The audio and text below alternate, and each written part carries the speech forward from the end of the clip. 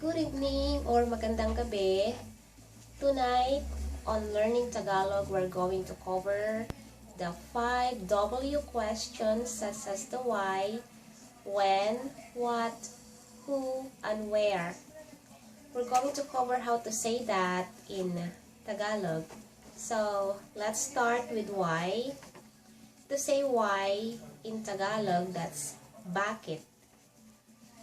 Bakit, and this is how you spell why or bakit.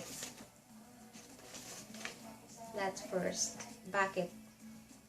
When is next, and to say when in Tagalog is kailan, or you would also hear some Filipinos say Kelan. Kailan or Kelan, but usually it's kailan. Mostly it's kailan. And next is what. To say what in Tagalog, that's ano. Ano. That means what. Who is Sino. Sino. Where is Saan. Where is Saan. Let's do a quick review. Why is bakit. Bakit. When is kailan or kelan. What is ano. Who is Sino, and where is Saan.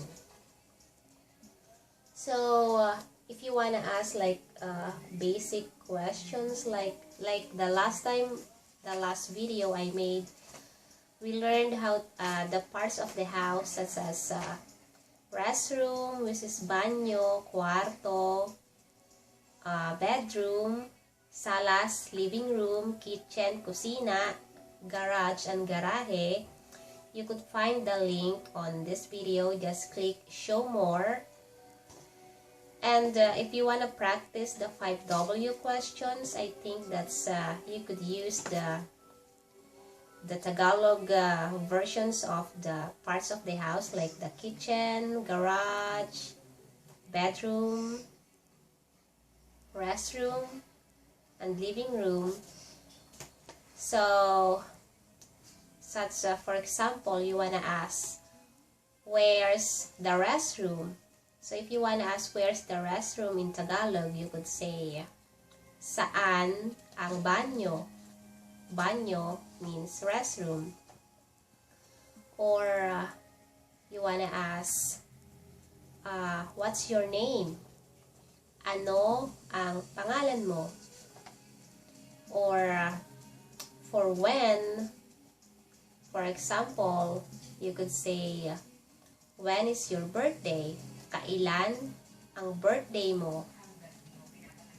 Or when are you leaving? Kailan ka aalis? Or for why, for examples, if you wanna see a friend, if you saw a friend that's sad, and you're wondering why he or she is sad, you could ask, bakit ka umiiyak? Or bakit ka malungkot? Or for example, on who, sino ang kasama mo? Like, who are you with? Like, you met a friend and you want he's with someone or she's with someone, like you don't know, and you wanna ask who the person is, you could say, sino ang kasama mo? Or sino siya? Like when that person is with that other person that you wanna know, or you wanna know who, sino siya? Or sino ang kasama mo? For also, I just wanna add how.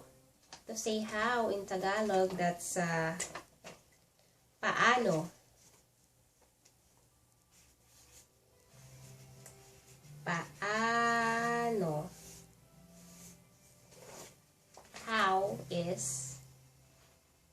paano.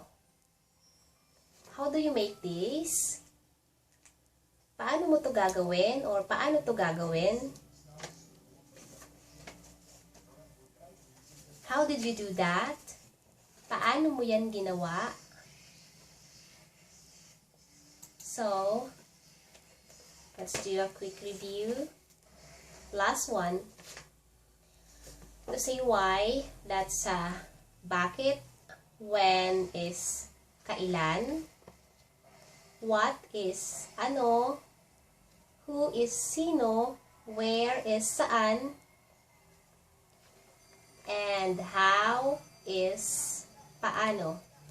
Also, you could practice these questions for the next video.